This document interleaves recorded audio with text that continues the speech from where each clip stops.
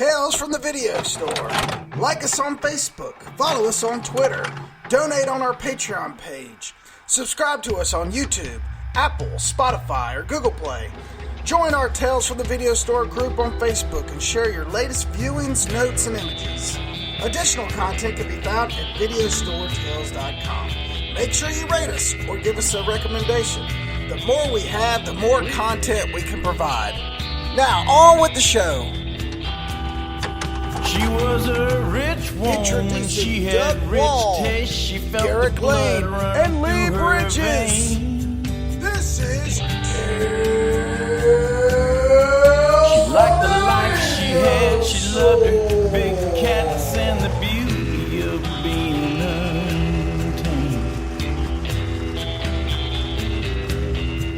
Well, everything was fine, just as sweet as wine, but her husband... Welcome to Tales from the Video Store.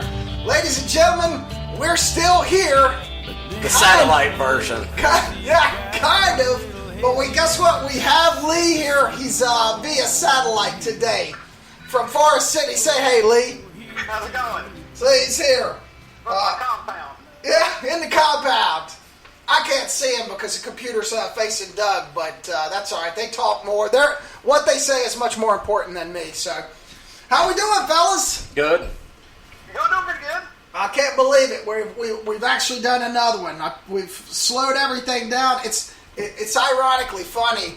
We all have, for once in our lives, we all have plenty of time. Everybody is online trying to find stuff to listen to and watch, and none of us can do anything about it. Yeah. I am homeschooling children. Lee is moving into a new house. And Doug and I are both on 2-week-long drunks where we're serenading each other via video, late night drunk on the guitar.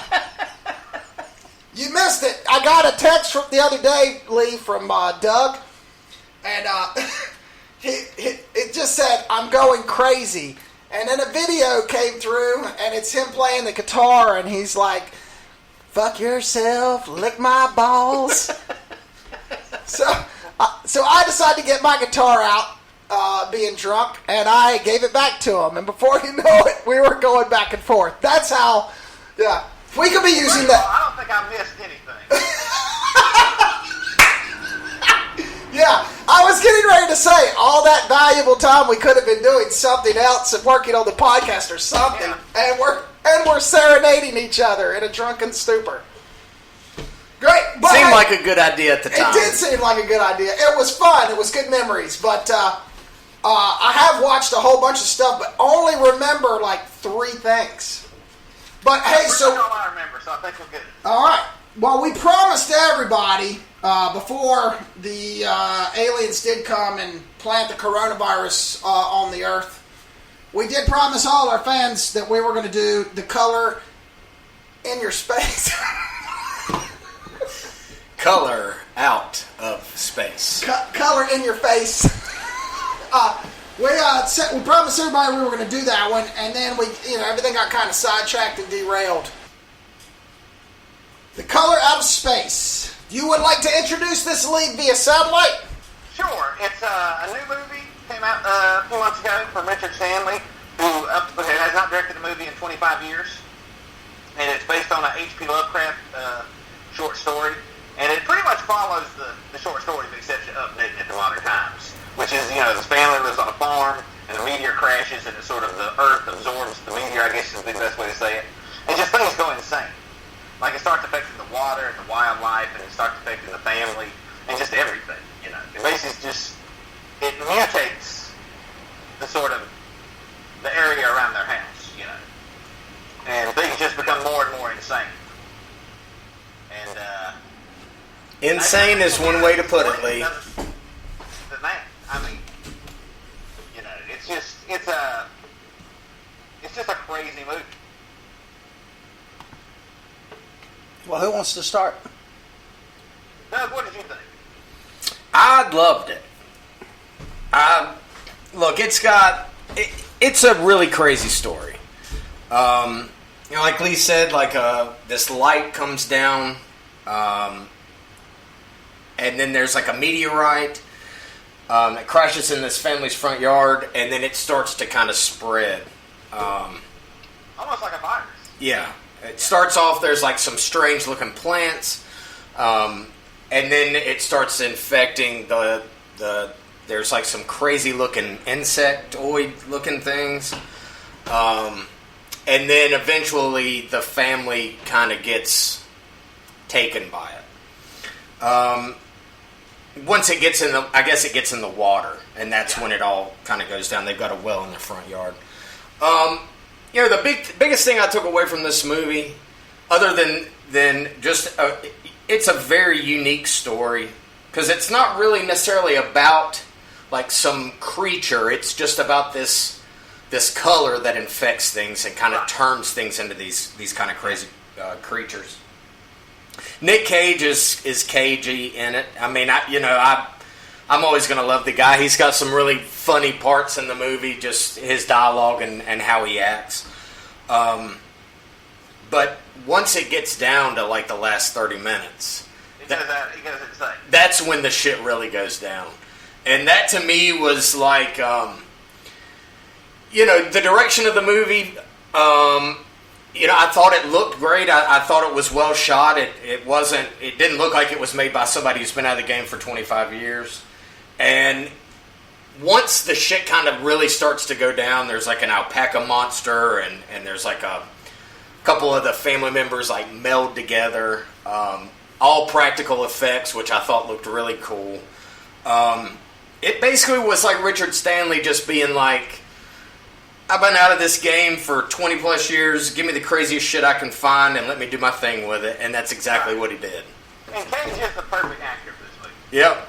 I mean, they're like, if you had another star like some other famous actor, it wouldn't. I mean, you can't imagine him in the movie. No. And the problem I think with adapting, like you were talking about, it's not like an alien trying to take over the world. The problem with adapting a lot of Lovecraft stories is it's like there's no intelligence. It's like a concept. Yeah, it's that it's like when you step on an anthill, you don't regard the ants. Right. The same way this alien, whatever it is, doesn't regard the people on this farm. So it's not like scary like a zombie movie scary. Right. It's more just like like you said, the concept of it. And what is this, and what's happening? Why is everybody acting crazy? And everybody just kind of... Because, let's be honest, all the characters in this are kind of fucked up to begin with. Like, the daughter's like kind of like a pseudo-witch, and Cage is like a weird kind of like alpaca farmer guy that the wife has had some issues. And once this thing's introduced to the family, man, everybody just goes off the rails. Yeah. And that is about the right word for it. Yeah, I mean, I loved it. I really did, because you're not going to find anything else like this. And like you said, Lee, it's a very honest adaptation of this story. And honestly, I thought that Stanley did as good of a job as you could ever hope for telling this story. Right, exactly. Yeah. And he's such a weirdo, and I mean that in a positive way. Yeah. He was the perfect guy to direct. Yes. Now, Gareth, what did you think? Because I'm going to have to say you had a different reaction. No, I actually really did like it. I loved it. I liked Nick Cage. I liked the story. I liked how everything happened and the takeover and how it was done. I didn't think, for him, I thought it would be a lot more weird. But I thought it was great. I mean, you guys just hit the nail on the head on it. It was... the performances were great. Nick Cage was definitely cagey. He was cagey. I loved the look of it. I think it was great, actually. Awesome. I tell you, my girlfriend's review was they should have just bought bottled water. And fair enough. That might have saved them. Yeah. But I really enjoyed it. I don't know if it's a movie that I'll watch anytime soon again. I mean... it's a once every few years, I think. Right. But it's unique enough, and it looks good enough, and, in my mind, you'll think... I don't think about the hour of the movie. I mean, there are some parts of it that are interesting, and as the story kind of builds. But the shit, when it goes down the last 30 minutes, is just so glorious and so insane and so just over the top that I couldn't stand it. I loved it. I had a big smile on my face watching it. The mom-son monster in the attic. The melding, yeah. Yeah, just skittering around like a lizard. Yeah. And the fact that they used all the practical effects, I thought was a really nice touch. Yeah. I don't think that it would have had the same effect had they used special effects to tell that aspect of the story. Yeah, absolutely. I thought that was really, really well done. And I look forward to what Richard Stanley does after this. I look forward to him. He's going to do 2 more Lovecraft movies. He's going to do a trilogy of Lovecraft stories. I'm all aboard. Yeah. Oh, I'm 100% all aboard. Yeah. Yep. Now, you were talking about the adaptation. Did you know this story before the movie? Yeah, I'd read it years ago, like when I first got into them in like high school. Okay. Because all his stories are fairly short. Like they're like a lot of them connect is like sort of a kind of like Stephen King stories connect, but there's no like novels, Right. They're all just short stories. So, Nick Cage in weird movies, Mandy or this one? Oh man. Yeah, it's Mandy 100%. Watch again and again. Yeah, exactly. And he still has some moments, like he's in the car that won't start and like has a little Cage rage moment, which was really nice. And when he's like talking to his daughter and he's like, why don't you just shut the fuck up, and does this little smart ass kind of dialogue. I mean, like Lee said, man, he was perfect for this role. It was a brilliant cast. Yeah. Yep. And the actress played the wife. She was really good. Yeah, I hadn't seen her. I didn't write her name down. I cannot remember it off the top of my head. She was in that show about the plastic surgeons that was on Nip Tuck. It's that's funny because I thought this is how crazy. I thought Jolie Richardson. I thought she was the one that died. That was Liam Neeson's wife who died in the freak skiing trip. Right, now that was her sister, I think. Miranda Richardson, right? Yes, maybe they were sisters. Yeah, Jolie Richardson. Yeah, it was great. She was excellent. And another part of this movie that I really liked that, I guess when I saw his name attached to it, I thought, well, this is going to be interesting, was Tommy Chong. Yeah. Who plays a squatter that lives in this shack on the farm property. I really liked him in this. I thought that his character was kind of necessary. He knew what was going on. Because he kind of sniffs it out and knows exactly what's happening before anybody else really can put it together. Yeah. And, fuck, man, anytime he gets a role, as small as it may be, it was still nice to see him. I'm glad he's doing okay, Yeah. Yeah, the color used in this film to represent the alien color is magenta, a color that does not exist from a single wavelength of light as part of the color spectrum of visible light. Rather, it is an extra spectral color. That's pretty cool. I mean, just the little things that they did. That's pretty cool. Yeah. First film in 20 years, man. Yeah. Can you imagine? When was Island Dark Mode come out? That came out 96? Yes. Something like 96, 90, 95. It's been a long time. Yeah. You've just been sitting around smoking copious amounts of weed, being a wizard. Yeah. He said, it's funny, he said Richard Stanley's favorite Cage movie was Vampire's Kiss, and he asked Nicolas Cage to use the same style of performance for this. I can see that. Yeah, 100%. Yeah. I guess. Yeah. I just love seeing Nick Cage do Nick Cage shit, and this one fulfilled it. Oh, and here is a Nick Cage moment, too. Fact here. Both Nicolas Cage and Richard Stanley at one point in their lives went into a search for the Holy Grail. That sounds right. That sounds 100% correct. Yeah, because Richard Stanley's religion is magic. Yes. Like He's a certified wizard. He's a certified. He's on that Harry Potter shit. You know what I'm saying? Yeah. I think he did. He thinks he went to Hogwarts for sure. Yep. Yeah. Good movie. Great movie. Yeah. The Color in Space, definitely a rent. Or Color Out of Space, whichever. God almighty. Why can't I say it right? Son of a bitch. I can't ever say it right. Is it a buy or is it just a rent one time? Depends on how weird you want to get. If you like Lovecraft, you would buy. It's definitely a rent. Yeah. It's a one-timer, and if you fall in love with it, Like you buy it. movies, it is not a rent. Yeah. Yeah.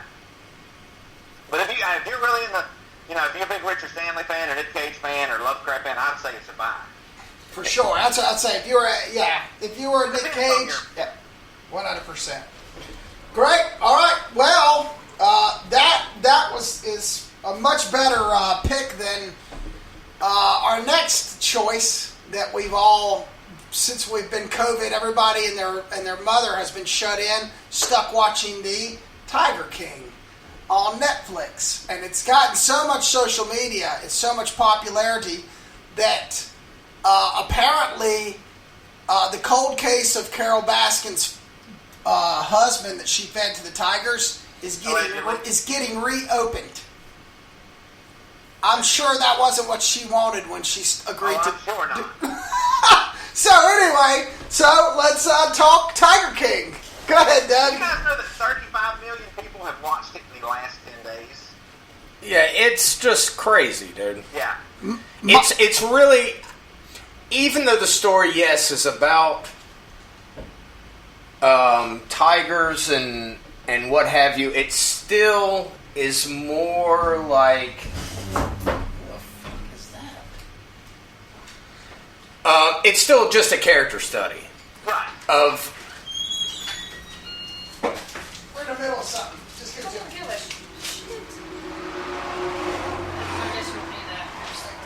Cool. All right, I'll get it to you. Thanks. Just put it in a PayPal account. That way I can just send you the address and you can pay for the patent or whatever. Just put my part of it in your PayPal account. Okay, fine. Okay. Delete that part. Anyway, sorry. My ex-wife just showed up with a check for one of our field trip refunds. Okay. Sorry. Okay, where were we? 35 million.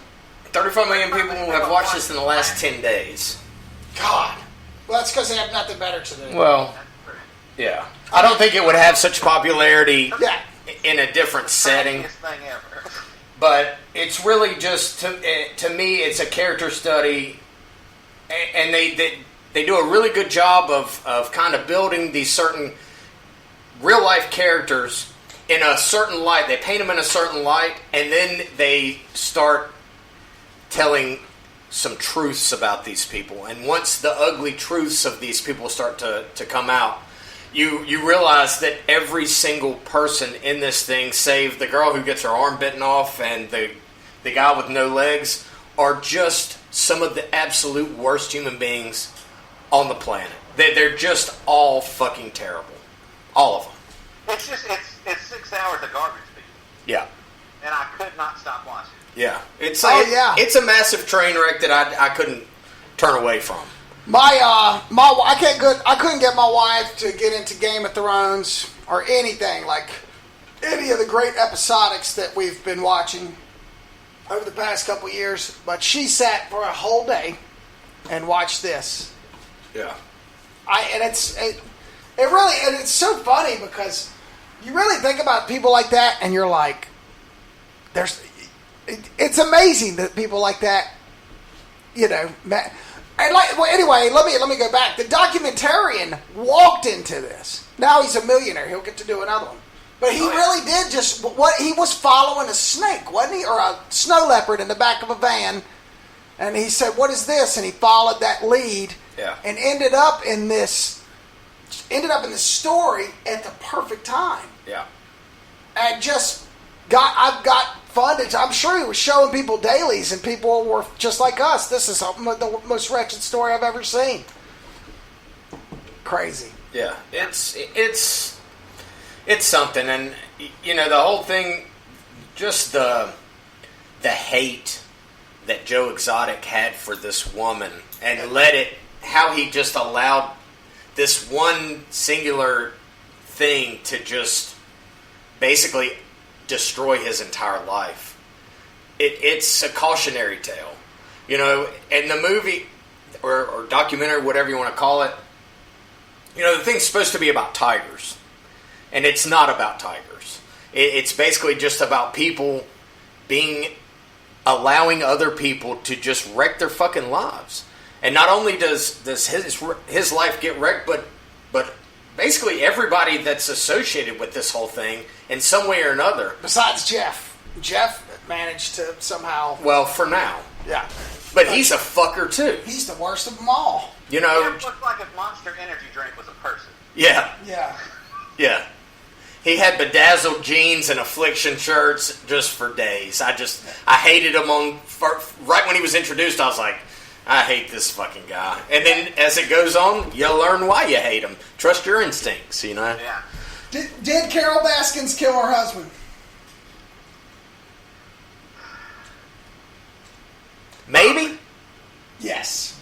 I can't say definitely, but... If she didn't, he's on a beach in Costa Rica somewhere, you know, or wherever.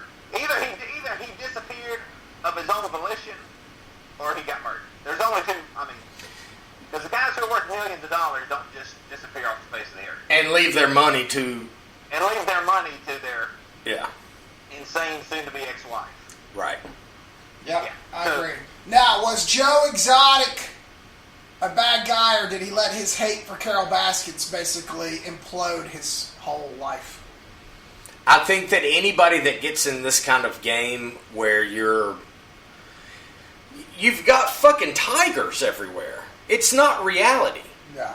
You know, and I think that it got to him in a bad way. Do I think that he started off as a bad guy? No.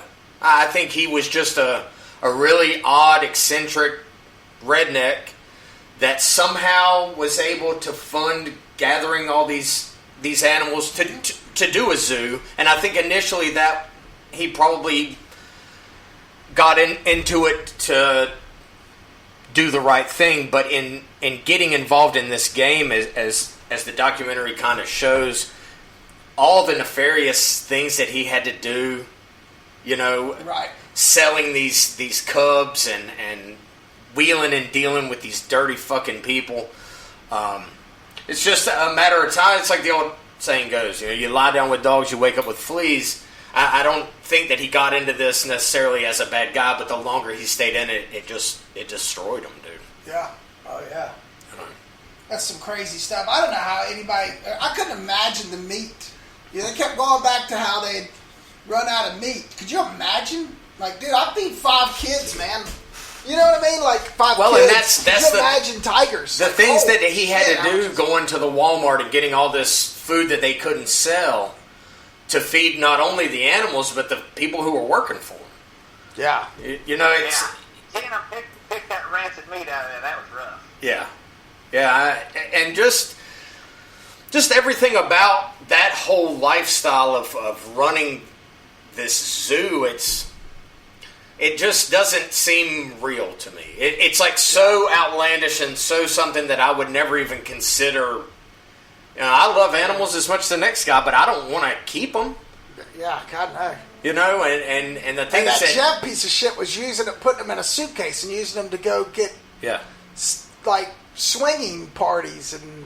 Oh, I've got a tiger. Show me your pussy. Like, that whole thing, it's so outlandish. And like I said, this was, I think, meant to be more about the tigers and why there are more tigers in this country captive than there are wild in the world. Yeah. It's fucked up, and it shouldn't be. And, you know, Baskins, as much as I didn't believe anything that she said during the thing, and she's just as guilty in my eyes as anybody else involved in the scene, like the guy from Myrtle Beach and Joe Exotic. They're all fucking pieces of shit. But, you know, if you really want to make a difference, get these fucking tigers out of here. Like, don't keep them. Get them out. Like, get them back. Try and get these animals back in their natural environment in a kind of controlled way if you're able to spawn them to repopulate and try and build up their numbers. But just the way the tigers were portrayed in this, in every zoo and everything that they showed, man, was just sad as shit. That to me was sadder than anything else. Was, you know, just watching these animals. Just everybody's using them. Right. You know, nobody in this thing was doing right by these animals, no matter how much bullshit they spouted. Right. And I can't remember which one it was, but I'll always remember this. And this is the knowledge that goes back as long as it goes back. Tigers are wild animals. Yeah. Like monkeys and the rest of this shit. They're never going to be trained. They're going to be wild animals. they're going to do what they do, and that's it. And yeah. Well, that they showed a scene, I want to say maybe it was in the last episode, where Exotic's out there and one of them grabs his leg and he wanted to eat him. Yeah. He didn't want to snuggle with him. He didn't want to play with him. He wanted to fucking eat him. Yeah. And yeah, because he's like, God damn it! And he shoots the gun off, and they all sit. None of them run. They're just waiting because they want. I mean, because they're probably starved. Well, and it's instinctual. Yeah. Yeah. They're predators. They're not. They're doing what they were designed to do. Yeah, they're not house cats. They're predators. They see something that they can eat, and they're like, all right, let's eat that thing. Yeah.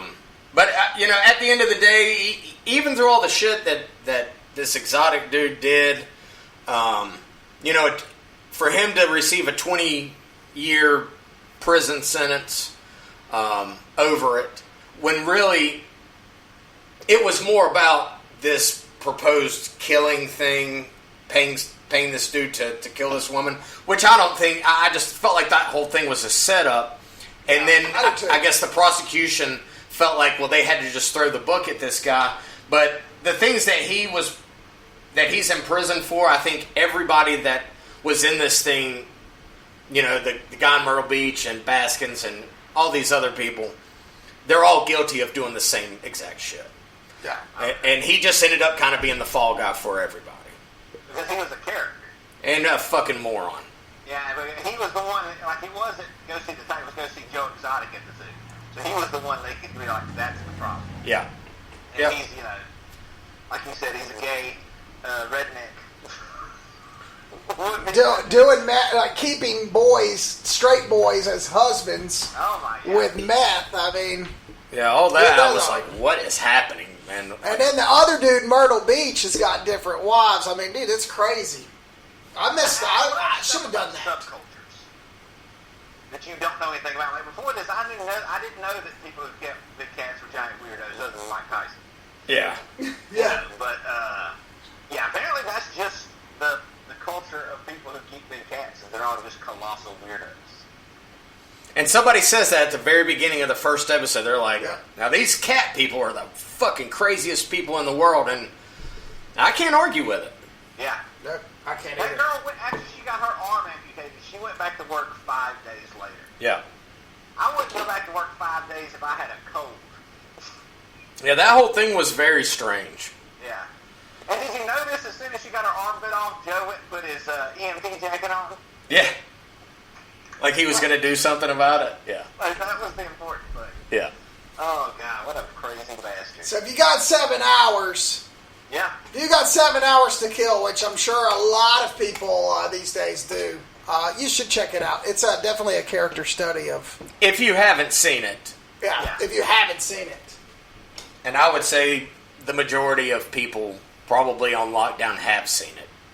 Yeah, I was mowing my grass the other day, and I found myself, and I didn't even realize I was doing it. I was singing that terrible I Saw a Tiger song. Oh, God, yeah. My favorite part about the whole thing, and the thing that will be revisited, is all the music.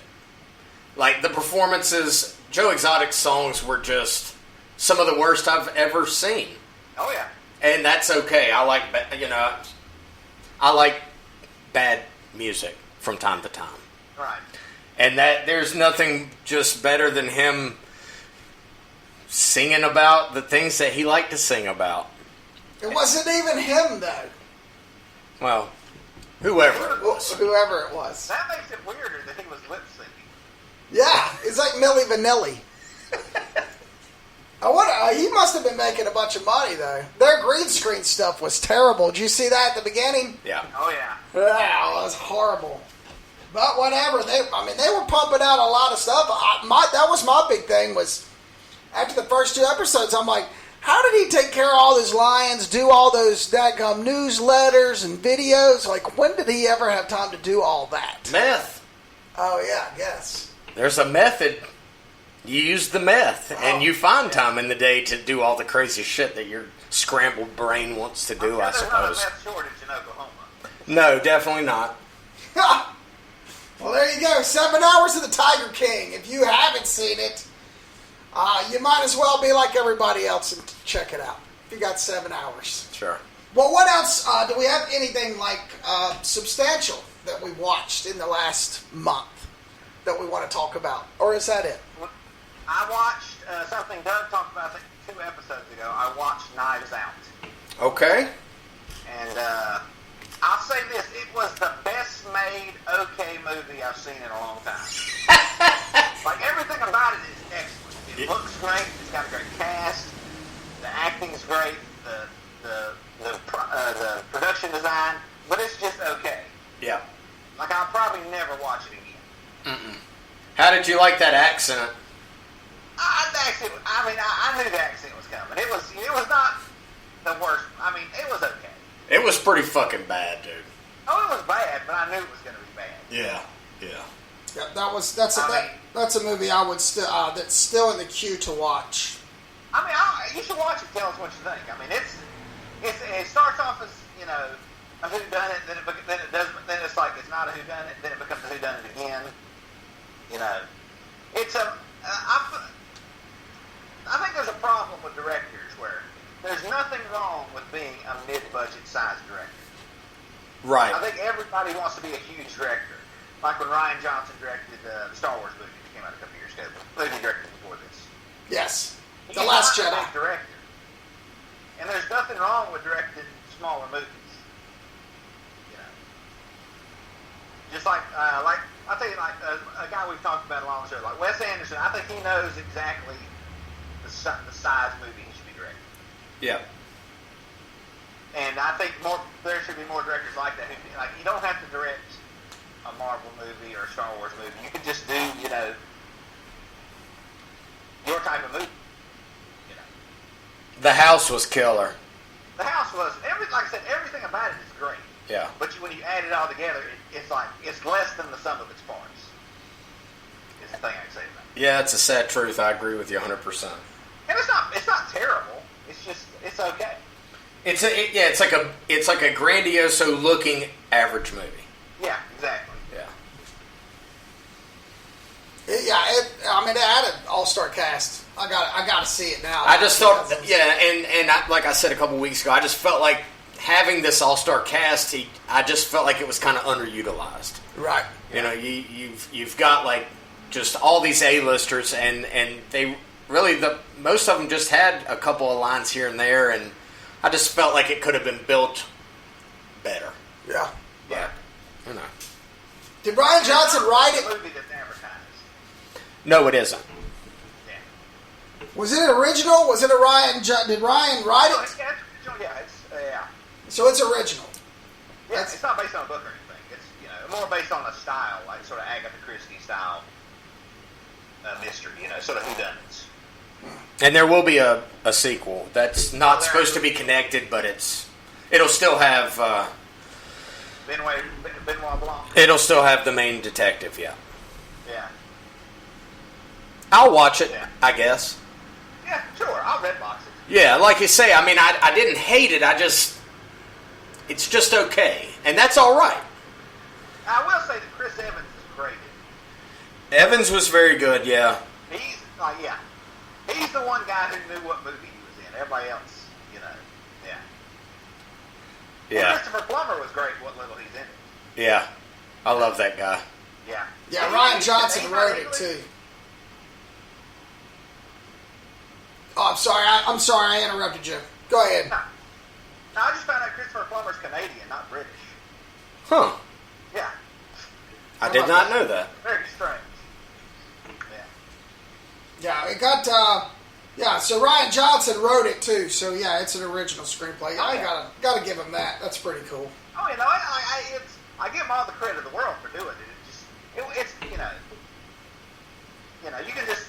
I think Murder on the Orient Express, the Sidney Lumet version, is on Prime. You can just watch that. Yeah. It's a better version of that movie. Right. Well, what else did you watch? I'm not really that much things of note. I watched a horror movie, an Australian horror movie, a shark attack movie, another one, called The Reef, I think from 2010. And all the shark footage was there's no CGI shark in it. I guess they just got like a documentary crew to film the attacking shark and then edited in the actors. And it was very well done for a low budget. The Reef. I've seen that movie. I've seen that, and I bounced it through a few times and was just like, you know what? Once the first act ends and maybe the boat sinks and they're in the water, is it. And I was like, I kept thinking, well, here comes the crappy CGI shark. But no, it was real shark footage. And it's edited in such a way that you can't really tell that it's, not them. And like I said, for that type of movie, it was very well done. And they're in the water. Once they're in the water, they're in the ocean the entire rest of it. But other than that, I watched. Those are really the only two things I watched. I tell you that I can remember enough to talk about. I've been going through Seinfeld on Hulu. Oh wow! What about you, Doug? I rewatched a couple of movies. I rewatched 3 Billboards Outside of Ebbing, Missouri. I've got it on. I was just looking through my movies and saw I had it on. I'd forgotten I'd bought it on Blu-ray at some point. And even though I remembered it, I still Jody hadn't seen it, so we sat around the other night and watched it. She thoroughly enjoyed it. Martin McDonagh's, man, it's such a great movie, dude. I mean, it really it's just, the story itself is very simple. It's nothing over the top. A woman, her daughter was murdered and raped and set on fire in this town, I guess 6 or 7 months prior, and the cop, played by Woody Harrelson, isn't, there's just not a whole lot to go on. And she rents these 3 billboards and basically is like, my daughter was murdered and it's been 7 months and still no arrest. Why is this? And it just causes a massive uproar in this town.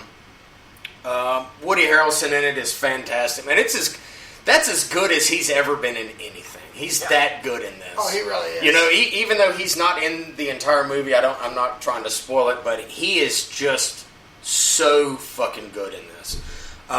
Frances McDormand is perfect as this just mean Mildred character. She just looks like when you say a woman scorned. When you say the word Mildred, that's who you see is Frances McDormand with no makeup on, just looking haggard and just not giving a fuck what anybody thinks about her. Sam Rockwell is. When he throws that dude out of the window, yeah, that's crazy. He's so good. He is Jody was like, is he supposed to be slow? And I'm like, well, I think he's just not the brightest guy who's still somehow on the police force, but I think he has bad intentions, but I think he has a good heart, and that's shown later on in the movie. Just a kick-ass movie. Peter Dinklage is in it. John Hawkes is in it. Just a really cool story. If you've never seen this movie, I highly, highly recommend it. That's so good. It's depressing. It has some very depressing parts to it, but it also has some uplifting parts, and the black comedy, the black humor that's in this is just great. There's a scene that kind of encapsulates the movie. The Mildred pulls up to drop her son off at high school, and somebody throws a drink at the hood of her car, and it splashes soda all over the windshield, or it's a milkshake. And she gets out and walks over to. There's 3 students standing there, and she says, "Did you fucking throw that? Or do you know what happened?" And the first guy's like, "No," and she kicks him in the balls, and then a girl is standing there, and she asks the same question and kicks this person, and then comes to the third person, and the dude's just like, duh, duh, duh, duh, duh, and just kind of turns around she turns around and walks away and gets back in the car, and that's kind of who Mildred is. She doesn't fuck around, and I like a character like that. Yeah. You know, because you can always trust what you're going to get out of that character. There were no surprises, in any of the scenes with her. And I love that character.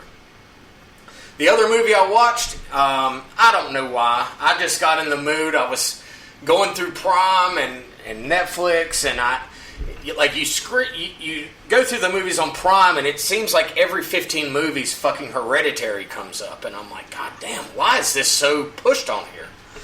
And I found The Wicker Man on Netflix from 1973, directed by Robin Hardy. What? And not the Nick Cage remake, the original. And I had not seen this movie since I was probably 11 or 12 years old.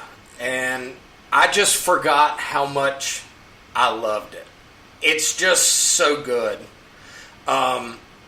It's basically a woman disappears and a detective comes to this island town to investigate. And everybody there kind of practices this same religion, if you want to call it that, which involves like sex and just everybody's acting fucking fishy as shit. It's just really creepy. It's a very creepy movie. I saw the Nick Cage one, but I don't think I've seen the first one. If you've never seen the original, do yourself a favor. But here's what I want to ask you, Lee. Okay. Because I know you've seen this movie Absolutely. several times. Yes. Why does this movie win where Hereditary and Midsommar fail? Because it's not. There's nothing pretentious about it. Right. Even though it has musical numbers in it, I guess you'd say a cult. There's just it's not. It's not trying to teach you anything. I don't think. Right. You're just as surprised what happens to the cop at the end as the cop is. Yeah.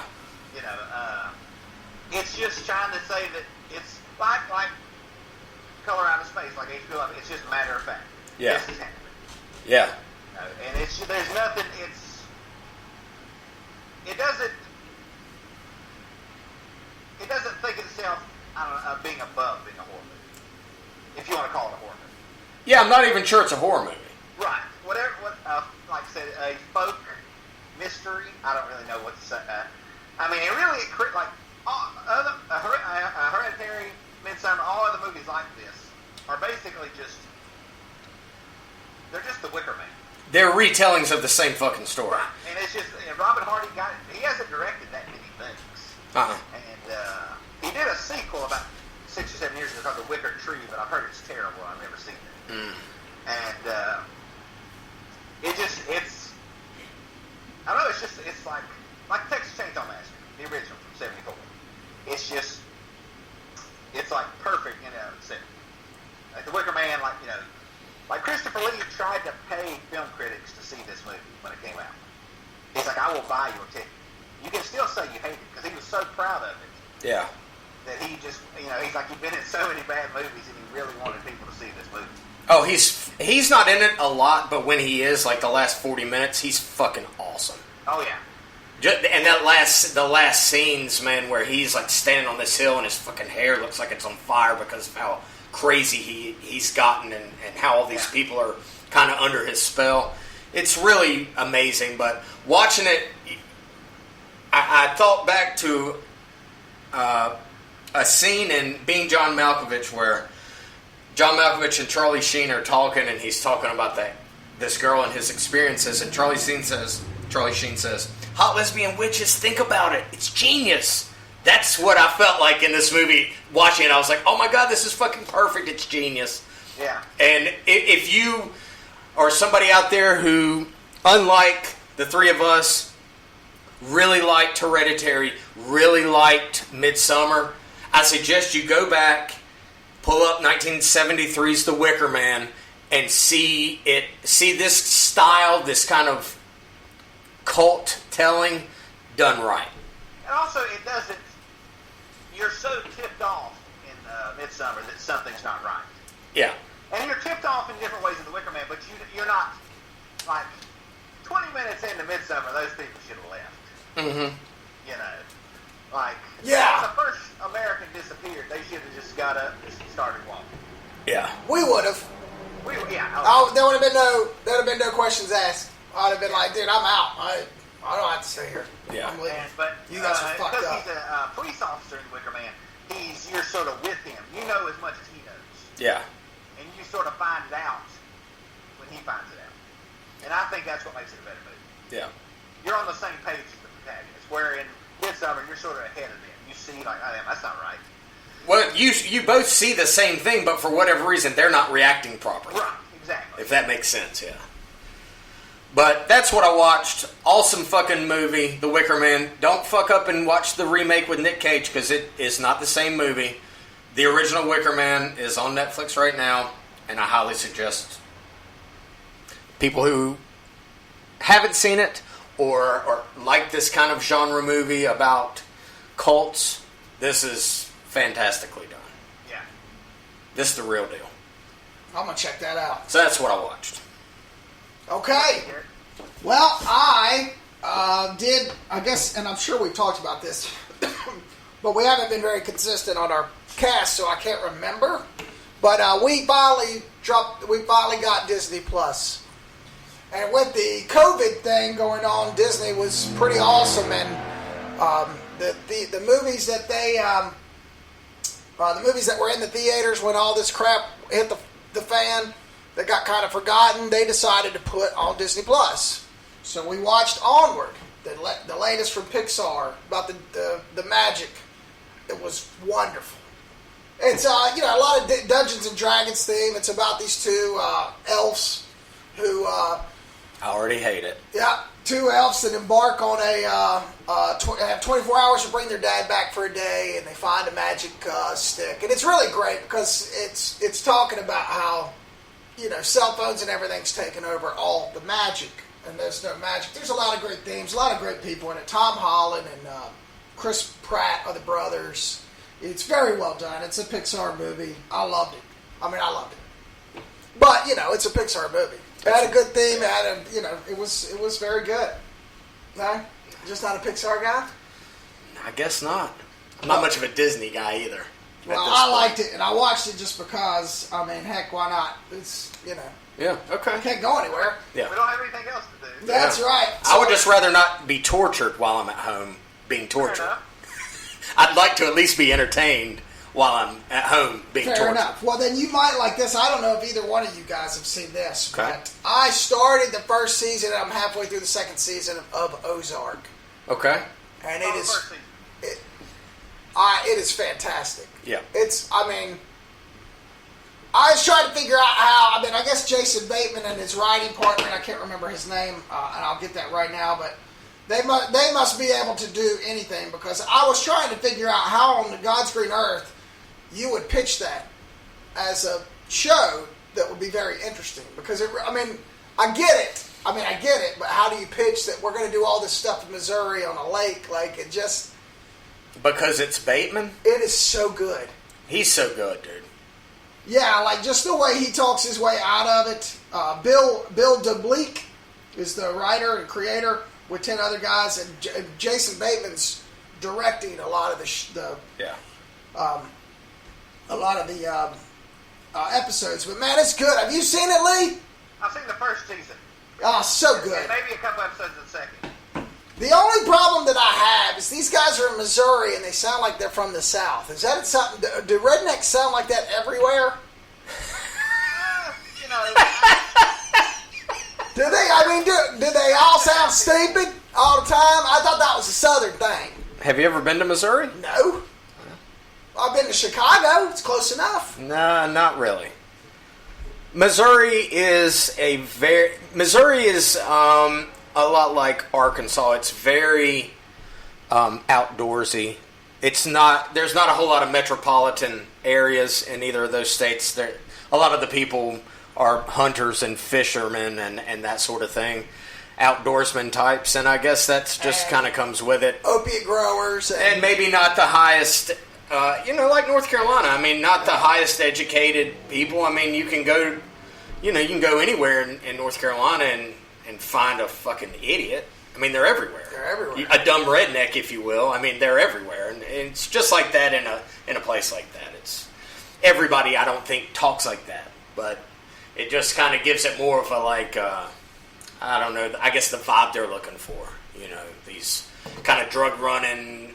You know, redneck gangsters, if you will. Yeah. Well, if anybody doesn't know about Ozarks, it's about a money guy who is laundering money for a Mexican cartel.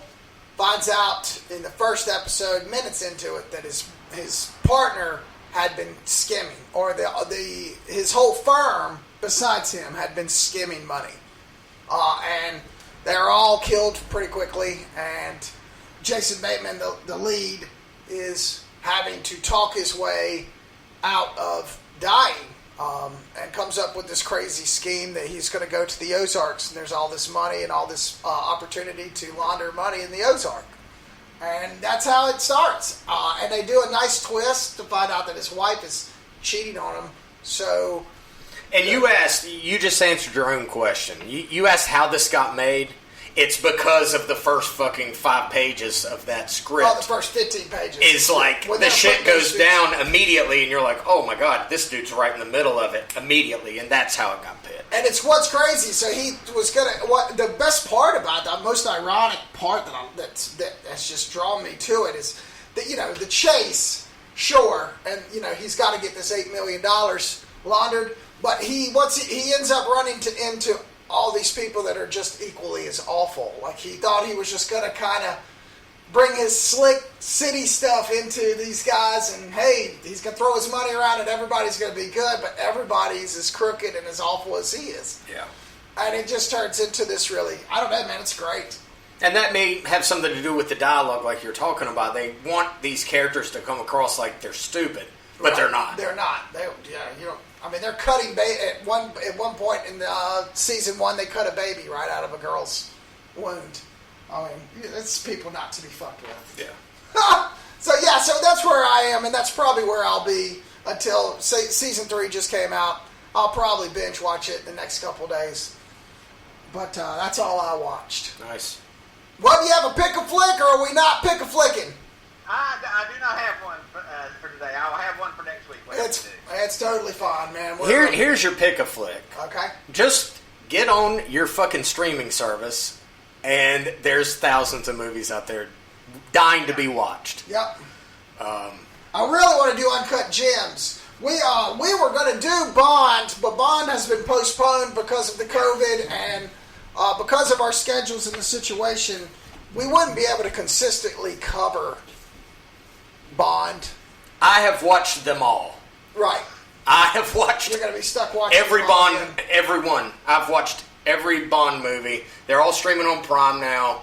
I just finished watching the 2 Timothy Daltons, and that finished up the set. I've watched every Bond movie that's been made in the last 3 months. You will not remember it.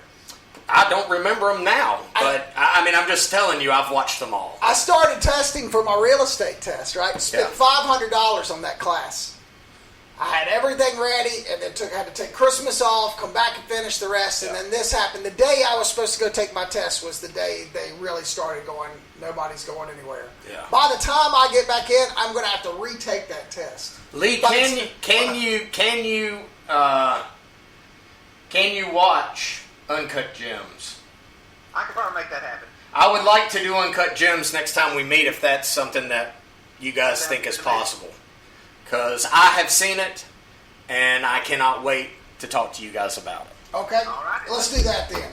So we're gonna put Bond on hold. Our little block on Bond. We're kind of putting all of our normal programming on hold. We're just gonna kind of wing it for a little bit, see what happens. So we'll do Uncut Gems the next time we can get together. And besides that, everybody stay safe. Wash your hands. Wash your hands and take care of yourselves till this thing. Stay at home. Stay ass at home. Stay at home. Stay at home. And listen to our podcast. Damn it. Yeah.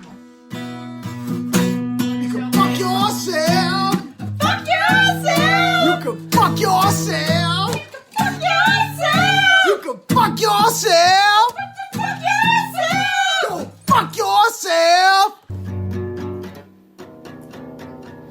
bags of dicks is what you eat on